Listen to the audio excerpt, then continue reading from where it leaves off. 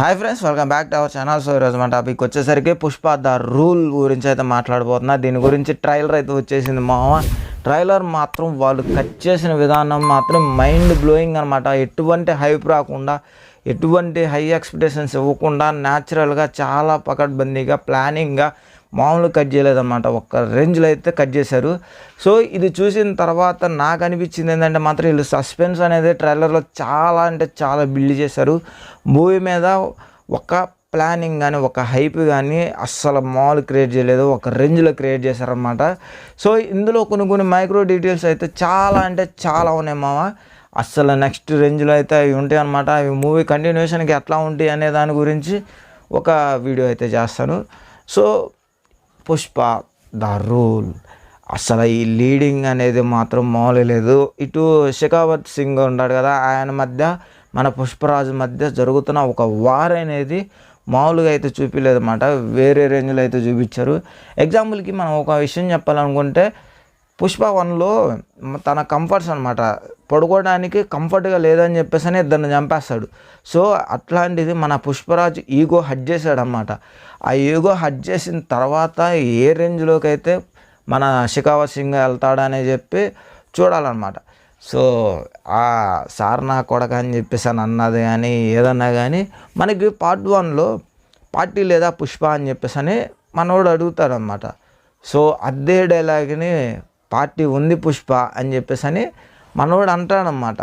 So 24/7 మనోడి మీద planning మీద అయితే ఉంటాడు. కానీ ఇక్కడ నేను ఏంటంటే ఒకేసారి అటాక్ చేయడం అనమాట.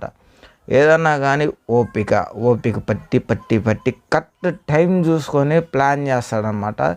దీనికి తోడు కొంతమంది యాక్టివేట్ అవుతారు యాంటీగా పుష్పకి అని చెప్పేసి నాకు ఈ ట్రైలర్ చూసిన తర్వాత అయితే అనిపించింది. నేను మీకు చెప్పాను కదా, కంప్లీట్గా ఒక వీడియో చేస్తా, బ్రేక్ డౌన్ లాగా కానీ సంథింగ్ ఏదన్నా కానీ వీడియో అయితే చేస్తా. మీకు అందులో చాలా వాటికి డీటెయిల్స్ అనేవి ప్రొవైడ్ చేయడానికి అయితే మ్యాక్సిమం అయితే ట్రై చేస్తాం మామ. ఇది చాలా అయితే ప్లానింగ్ ఉన్నాయి. మీరు చాలామంది అనుకుంటున్న ఒక సీన్ అయితే ఉందన్నమాట. ఈ సీన్ పర్టికులర్గా అంటే మన ఎర్రచందనం మీద ఎవరినో అంత్యక్రియలు చేస్తున్నారు. సో అది శ్రీవల్లి అని చెప్పేసి అనుకుంటున్నారు. బట్ ఐ థింక్ శ్రీవల్లి చనిపోయి ఉండొచ్చు, కానీ అదైతే ఆ సీన్ అయితే కాదు. పర్టికులర్గా ఏదైనా ఒక పొలిటీషియన్ అయినా ఉండాలి, లేకపోతే ఆ మాఫియాకి సంబంధించిన ఒక బిగ్ షాట్ అయినా అయి ఉండాలి. సో మన బిగ్ షాట్ అంటే పుష్పరాజ్ అని చెప్పేసి అనుకోవచ్చు, కానీ పుష్పరాజ్ అయితే కాదు. పుష్పరాజ్ ఆ సిండికేట్లో ఒక మెంబర్ మాత్రమే. సో దానికి ఒక పెద్ద తిమ్మింగ్లో ఉండొచ్చు మనకి. అది నెక్స్ట్ పార్ట్లో చూపిస్తారు, ఈ పార్ట్లో చూపిస్తారు. కాబట్టి చూద్దాం, మూవీ అనేది వచ్చిన తర్వాత కంప్లీట్గా అయితే చూద్దాం. అంతేగాని మనం శ్రీవల్లి చనిపోతుందని అనుకోలేం.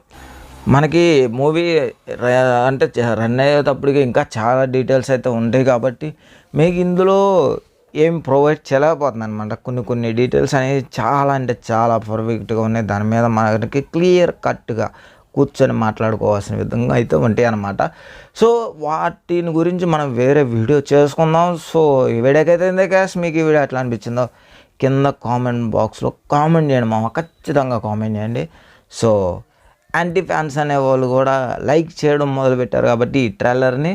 సో సుమారు 2000 crores అనేది చాలా డెడ్ ఈజీ అయిపోయేలాగైతే అనిపించింది. సో ఈ వీడియోకైతే మీకు వీడియో ఎట్లా అనిపించిందో కింద కామెంట్ చేయండి. At the same time video కనుక నచ్చితే లైక్ చేయండి, షేర్ చేయండి, సబ్స్క్రైబ్ చేసుకోండి, బెల్ ఐకాన్ ఆన్లో పెట్టుకోండి. Thank you so much, thanks for watching. So next video.